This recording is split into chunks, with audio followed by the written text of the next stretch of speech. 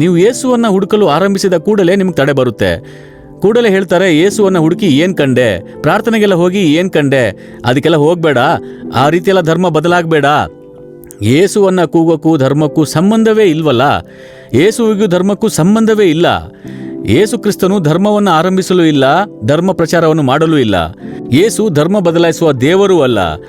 ಆದರೆ ಹೊರಗಡೆ ಹೇಳುವವರು ಧರ್ಮ ಬದಲಾಯಿಸ್ತಾರೆ, ಅದರಿಂದ ನೀನು ಹಾಳಾಗಿ ಹೋಗ್ತೀಯಾ, ಹಾಗೆ ಹೀಗೆ ಅಂತ ತಡೆ ಬರುತ್ತೆ.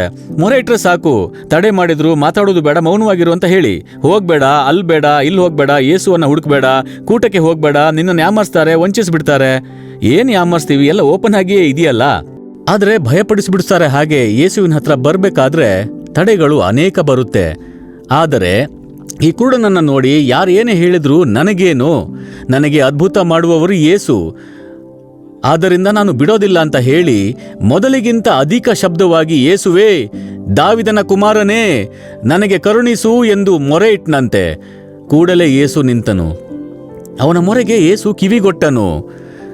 ಅವನು ಕುರುಡನು, ಭಿಕ್ಷುಕನು ಎಂದು ಅಲ್ಪವಾಗಿ ಎಣಿಸಲಿಲ್ಲ. ಯೇಸು ಶ್ರೀಮಂತರಿಗಾಗಿರುವ ದೇವರಲ್ಲ.